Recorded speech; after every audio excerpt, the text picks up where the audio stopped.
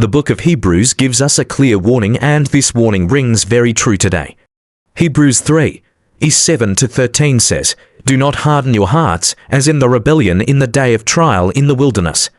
Verse 13 of that same scripture says, "But encourage one another daily as long as it is called today, so that none of you may be hardened by son's deceitfulness." Before we pray together today, let's meditate on this verse. I believe there is no better time to encourage ourselves than right now. Right now, when it's so easy to fall into unbelief. When temptations are everywhere and it's so easy to fall into sin. Right now, when it's so easy for hearts to become hardened, take this message as that encouragement today. I believe the best example of how hardness of heart can be the downfall of a man can be seen clearly in the story of Pharaoh, the king of Egypt. The Bible said that when Pharaoh's heart was hardened, he would not let the children of Israel go, and that ultimately led to his destruction. The story of Nebuchadnezzar also teaches us about what happens to a man whose heart is lifted up. A man whose heart has hardened. A man whose heart is not focused on or seeing the Lord. The verse of our focus today also tells us of another people whose hardness of hearts greatly angered God. Taking our reading from Hebrews 3:7-13, the Bible says, "Therefore, as the Holy Spirit says, today if you will hear his voice, do not harden your hearts, as in the rebellion in the day of trial in the wilderness, where your fathers tested me, tried me, and saw my works 40 years. Therefore, I was angry with that generation and said, they always go astray in their heart, and they have not known my ways. So I swore in my wrath, they shall not enter my rest. Beware, brethren, lest there be in any of you an evil heart of unbelief in departing from the living God. But exhort one another daily while it is called today, lest any of you be hardened through the deceitfulness of sin." In all these accounts, we see the things that led to hardness of heart. In the story of Pharaoh and Nebuchadnezzar, we see pride as the cause of their hardened hearts. In the story of the Israelites in the wilderness, the Lord was angry because they always go astray in their hearts. Also, in the story of the Israelites, the Lord mentions an evil heart of unbelief. All these causes mentioned are things that make us have a hardened heart. Pride, unbelief, sin. We all know the dangers of pride.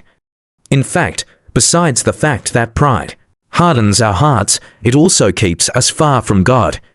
Sin does the same. When we are in sin, our hearts are hardened against God. And then there is unbelief. Everything here is something we all probably know. But the subtlety of unbelief needs to be talked about.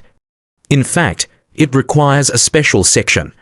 The reason is because while sin and pride can easily be identified as a reason for a hardened heart, sometimes unbelief cannot. Sometimes we don't even know we are in unbelief. And another dangerous part of unbelief is that it can operate in just about anyone and they would not know. It flourishes in the lives of Christians just as it flourishes in the life of unbelievers. In fact, we can also say we have a measure of a hard heart in each and every one of us because we have a measure of unbelief in us. Wherever that measure is, that is where our heart is hardened, and we have a responsibility to check those areas of unbelief, because if we do not, our hearts will continuously harden in that area. The Bible, speaking of the disciples in Mark after the feeding of the 5,000, said the disciples' hearts had hardened and that they did not consider the miracle of the loaves. They did not believe it. Let's take a look at what hardness looks like by looking at a verse of Scripture that describes it perfectly. The Bible says in John 12:40, "He has blinded their eyes and hardened their hearts, so they can neither see with their eyes nor understand with their hearts nor turn, and I would heal them." People who have a hard heart often lack understanding. The understanding of a thing is hidden from them. The Bible says they cannot see with their eyes. Neither can they understand with their hearts. It's easy to say that they are spiritually blind. They cannot perceive that the Lord is speaking, or what he is saying, or where he is leading them. Pharaoh didn't know the Lord. Nebuchadnezzar also didn't know the Lord till he was introduced. They could not see, understand, or perceive the things that were being shown to them. In fact, I imagine that Pharaoh must have found the fact that a God he did not know was trying to command him downright insulting. And for us as Christians, I think this plays out even more dangerously because this verse literally tells us that when our hearts are hardened, our spiritual perception is also shut off. Our understanding is dead. We cannot see with our eyes. We cannot perceive with our hearts. God literally cannot communicate with us. That is a dangerous state to be in as a believer. Because how then does the Lord reach you? How does He speak to you? Does this remind you of a group of people to mind today? In fact, a prominent set of people in Scripture, the disciples, when they were still with Jesus, when the Lord would share a parable, He would still have to explain it to them later. Even at the beginning when they were with Jesus, their perception was also shut off. Because the things of the kingdom that Jesus expected them to understand, they did not get it. I have also learned that a person doesn't necessarily have to have a hardened heart in all things. We can have hardened hearts in select things as believers. Think on this for a while. There are those people who believe the Lord for finance, but not for health. That's why sometimes it seems some Christians thrive in other things more than others. In fact, some truly believe that they can't have those things, and that is why they do not bother to believe for it or understand it. They have a hardened heart towards those things, and because of that they never come to understand anything about that aspect of the faith, about that provision from God. That is spiritual perception being shut off. That is a heart being blinded, eyes that cannot see.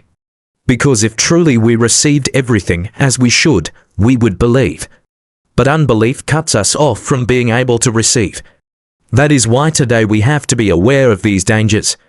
And more than being aware of them, we have to check ourselves and know where they are showing up in our lives.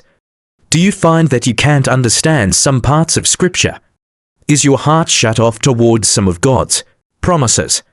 Those are some of the signs of a hardened heart, and together I believe it is necessary as believers that we stand against it today.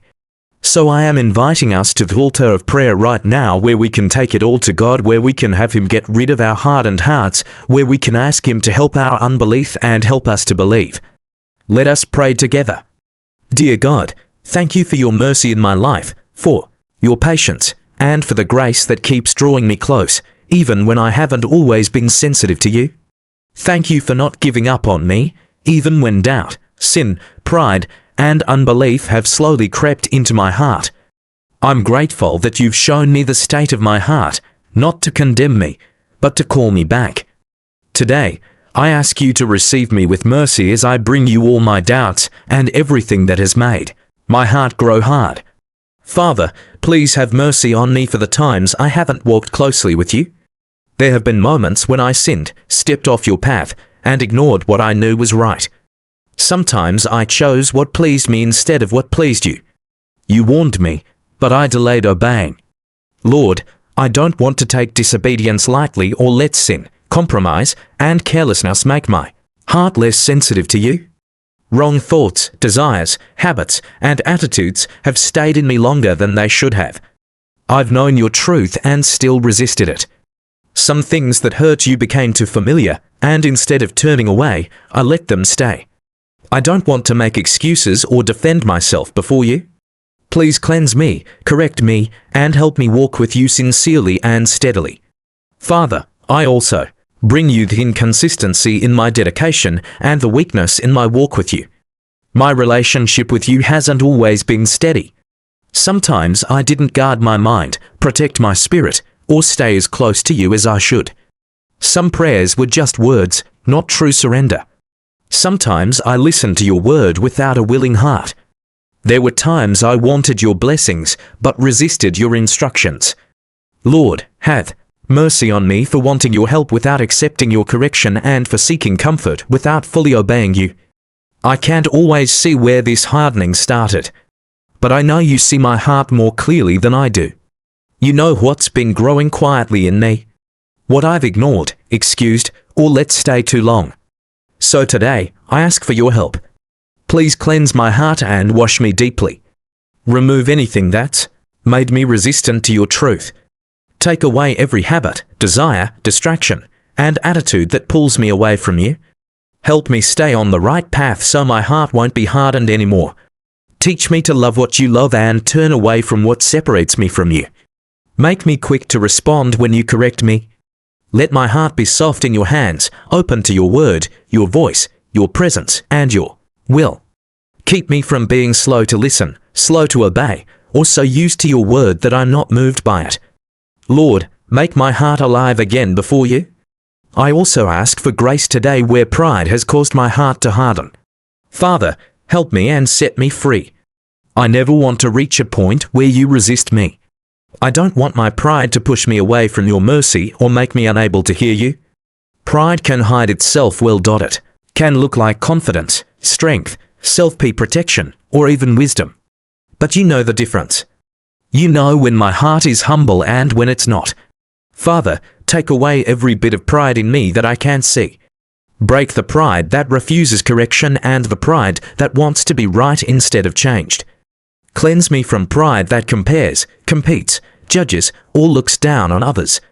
Save me from relying on my own understanding instead of trusting you. Where pride has made me slow to repent, listen, or surrender, let your mercy reach and change me. Lord, keep me from becoming so proud that I forget my need for you. Keep me humble, teachable, and dependent on your grace.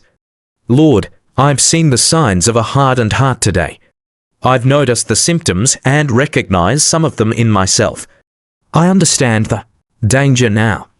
I remember times when I didn't really believe your word, when I heard your promises but doubted they could happen for me. Your truth was right in front of me, but my heart didn't fully accept it. Sometimes I couldn't hear you or sense you speaking. Maybe I thought you were silent, but my heart was just too heavy, distracted, unbelieving, or hardened to recognize your voice. Even now, Lord, I know there are things in your word I still struggle to believe. Some promises I say I accept, but I still question them inside. Some truths I know in my mind, but haven't fully received in my spirit. Some parts of your will are hard for me to surrender to because I don't fully understand them. So today, Lord, I ask for your help. Help my unbelief. Teach me to believe you deeply, not just with words, but with a heart that truly trusts you. Strengthen me where doubt has made me weak. Help me accept your word where I've resisted it. Don't let me keep judging your power by my past disappointments, my fears, or my limited understanding. Lord, help me see clearly in every area where I've been blind and my heart has closed off understanding. Restore my spiritual sight, especially where I struggle to believe you. Open my eyes again. Open my ears again. Awaken my heart again. Don't let me hear your word and stay the same. Don't let me see your works and still refuse to trust you. Keep me from being close to spiritual things, but far from true spiritual sensitivity. Father, bring life back to every part of me that's become dull, cold, or slow to respond to you. Let my hunger for your word return. Let my desire for your presence grow again. Give me a willing spirit that obeys right away. Restore my love for what's right, and my respect for you. Renew my spiritual understanding so I don't keep going in circles with the same unbelief, weakness, and disobedience. Glory to your name, Lord. Thank you for your mercy and grace. In Jesus' name I pray, Amen. I hope this devotion brings you blessings and helps you come before God with a softer, more willing heart. May everything shared in this prayer become true in your life in Jesus' name. If you have any special prayer requests, we would be honored to pray for you. Feel free to share them in the comments. May God's peace be with you always.